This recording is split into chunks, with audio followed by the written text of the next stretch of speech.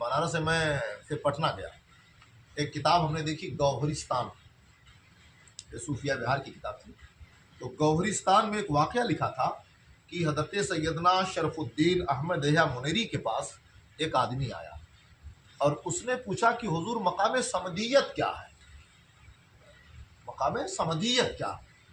तो शरफुद्दीन अहमद यहया मुनेरी ने जवाब नहीं दिया, लेकिन वो मुरीद सादिक था, उसने दोबारा सवाल नहीं किया। पीर साहब का मूड नहीं है, हजरत का जहन कहीं और है, मैंने सवाल नोटिस में डाल दिया है, जब हुजूर को जो है मेरी तरफ मुतवज्जो होंगे तब जवाब दे देंगे उसको इस पर। 1 महीना गुजर गया, 1 साल गुजर गया, हजरत फिर जवाब नहीं। 2 साल, 3 साल, 4 साल, 5 साल, 12 साल गुजर गया, शरफुद्दीन अहमद यहया मुनीरी ने जवाब नहीं दिया। अब 12 साल के बाद सब्र की एक इंतहा होती है ना, इंतज़ार की एक हद होती है, तो उनके एतबार से इंतज़ार की हद पूरी हो गई। तो उन्होंने पूछा हुजूर 12 बरस हो गया आपने जवाब नहीं दिया, मैंने पूछा था मकाम समदियत क्या है। तो हज़रत शरफुद्दीन अहमद यहया मुनीरी ने फरमाया कि जब तुमने सवाल किया था उसके बाद से मुझे खाता पीता देखा? कहा नहीं देखा। कहा यही मकाम समदियत। अगर मैं लफ्ज़ों से समझाता, अगर मैं अल्फाज के साथ समझाता कि ये मकाम समदियत है, ये मकाम समदियत है, तो तू नहीं समझ पाता। इतनी बात बता कि खानकाह में रहते हुए तुझे 12 साल हो गया, तुमने मुझको खाते पीते देखा? नहीं देखा। कहा नहीं देखा। कहा ये मकाम समदियत की एक अलामत है। और बारे ज़खार में लिखा है, बड़ी पुरानी किताब है, कि जो सूफ़ी मकाम समदियत पर होता है वो खाने पीने, तब्दीले लिबास, हवाइज इंसानी से वो बेनियाज कर दिया जाता है। खाली खाने पीना नहीं है, एक खाने पर नहीं ताजुब है, बल्कि 556 साल तक आपका लिबास भी नहीं गंदा हुआ। और ये तो मखदूम अशरफ समनानी ने भी लिखा। 12 साल को जिंदा शाहमदार के साथ थे मखदूम साहब, 12 साल तक मखदूम अशरफ समनानी जिंदा शाहमदार के साथ थे। और उन्होंने लिखा कि जब तक मैं उनके साथ रहा मैंने उनको देखा कि उन्होंने हवाई इंसानी को हाथ नहीं लगाया, खाने पीने से बेनियाज है। तो मखदूम अशरफ समनानी ने अपने मुआयने के 12 साल का जिक्र किया, यानी 12 साल तक वो रहे और 12 साल तक देखा, उस 12 साल को उन्होंने बता दिया। और उन्हीं को देख करके हज़रत शेख अब्दुल हक मुहद्दिस देहलवी ने भी अखबारुल अख्यार में 12 साल वाली रवायत लिखी, 12 साल वाली रवायत। लेकिन दुर्रुल मारिफ में लिखा हुआ है, जो गुलाम अली नक्शबंदी रहमतुल्लाह लिखी, कि जब जिंदा शाहमदार आए गुजरात में खंबात पहुंचे, पहला कदम हिंदुस्तान की सरजमीन पे रखा तो आपने अल्लाह से दुआ की। क्या दुआ किया? अब गुलाम अली नक्शबंदी की इबारत है, इलाही मोरा गुरसंगी न शबद। भारत की जमीन पर कदम रखते ही ये दुआ किया, इलाही मोरा गुरसंगी न शबद। ए अल्लाह, इस अनजाने मुल्क में आया हूं जहां कोई रिश्तेदार नहीं है, जहां कोई पहचान वाला नहीं है। अगर मुझे भूख लगेगी तो परेशान रहूंगा, कारोबार तलाशूंगा, रोजी रोजगार तलाशूंगा, तो दीन का काम किससे करूंगा? टाइम तो चला जाएगा रोजगार में, टाइम तो चला जाएगा कारोबार में, टाइम तो चला जाएगा नौकरी में। यहाँ तो मुस्तफ़ा का दीन लेके आया हूँ, जो भी टाइम मिले वो सब मुस्तफ़ा के दीन की इशाअत में लगे। इसलिए इलाही मोरा गुरसंगी न शबद, करम ऐसा कर दे मौला कि मुझको भूख लगे। और जब अपना लिबास देखा तो कहा वो लिबास मन कोहना न गर्दन। और दूसरा करम ये कर दे कि ऐसा लिबास मिल जाए मुझे जो कभी गंदा ना हो, पुराना ना हो, फटे ना, मैला ना हो। फरमाते हैं हम चुनी शुद्ध, हम चुनी शुद्ध, जैसे दुआ किया था वैसे अल्लाह ने कबूल कर लिया। फरमाते हैं बादे अजी दुआ, बादे अजी दुआ, बकिया दर तमाम उम्र, बकिया दर तमाम उम्र, तामे ना खुरक। इस दुआ के बाद जो जिंदगी थी तामे ना खुरक, वह हमू एक लिबास ता बममात किफायत कर। और एक कपड़ा जिंदा शाहमदार को अता हुआ था, वो जिंदगी भर उनकी जिस्म पर रहा, कभी मैला ना हुआ, कभी पुराना ना हुआ। ये दुर्रुल मारिफ में अल्लामा गुलाम अली नक्शबंदी रहमतुल्लाह अलैह ने इस रिवायत को लिखा है। और दुर्रुल मारिफ हिंदुस्तान ने तो छापा इसको, बाज़ाब्ता बैरूत का जो मकतबा है वो अल-इल्मिया ने उसको बैरूत से छापा बाज़ाब्ता। तो इसलिए बेटा मदार पाक के बारे में ये सब वाक़यात वो अजीबो गरीब बुजुर्ग थे।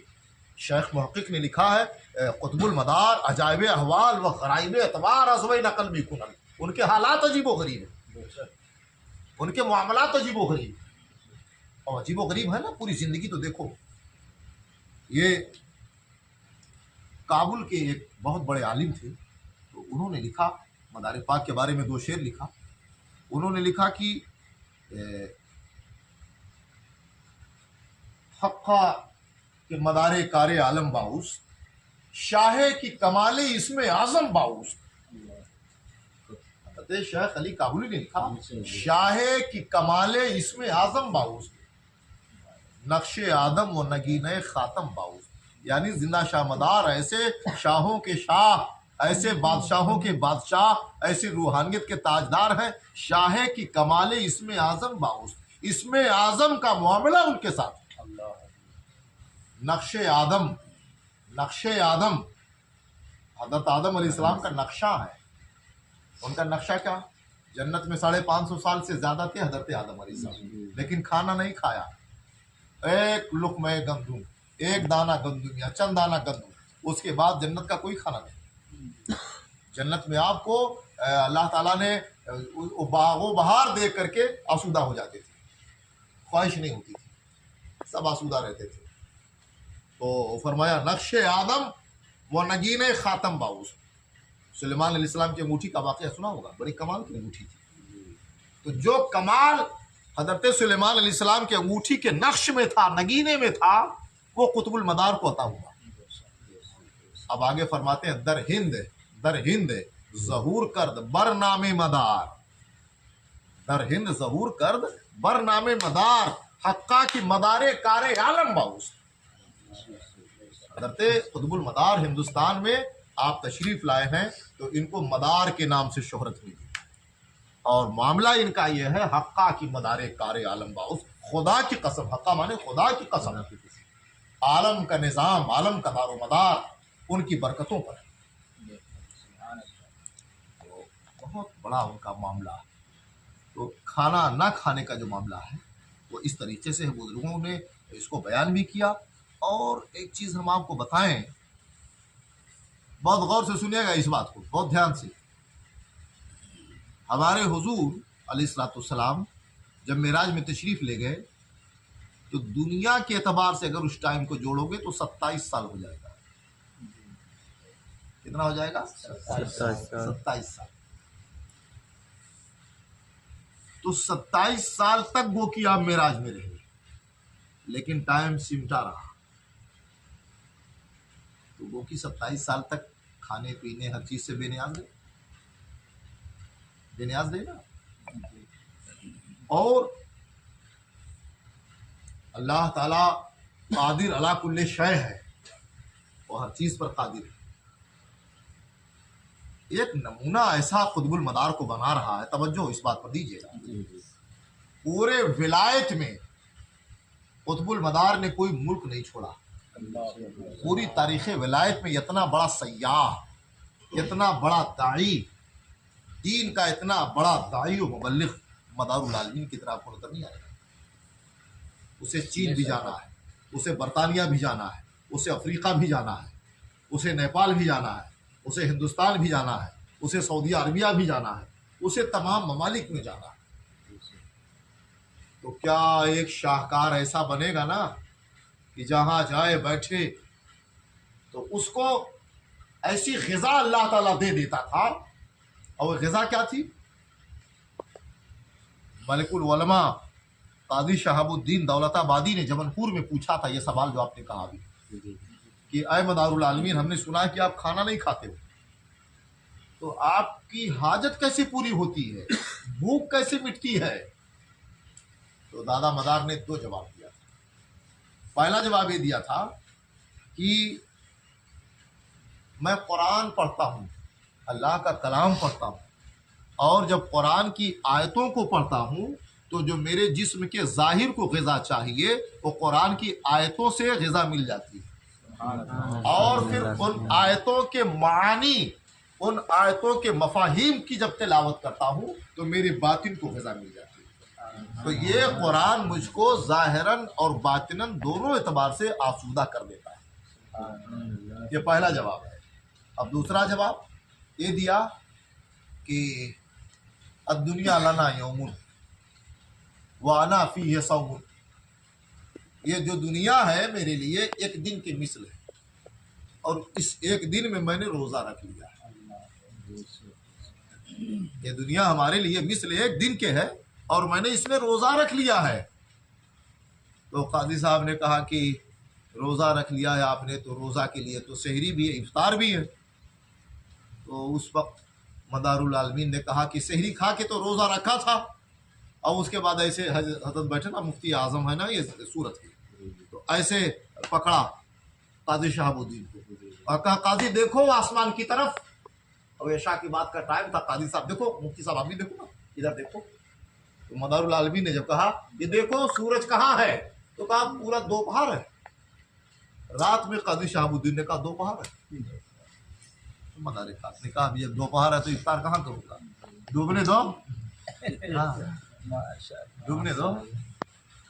तो इसलिए जो है अल्लाह तबारक व तआला ने जिंदा शाहमदार को यह करामत अता फरमाई कि जहाँ जाके बैठ जाते थे 10 दिन 15 दिन 20 दिन 1 महीना जब शोर होता था, तुम्हारे सूरत में कई बार आएंगे जब लोग सुनते थे खाना में नहीं खाते हैं, ये खाना ही नहीं खाते, तो ऑटोमेटिक लोग आपके गर्मीदा हो जाते ना। कुछ अगर तकरीर करते जिंदा शाहमदार जैसे मैं कर रहा हूँ तो लोग करने देते, बोलो।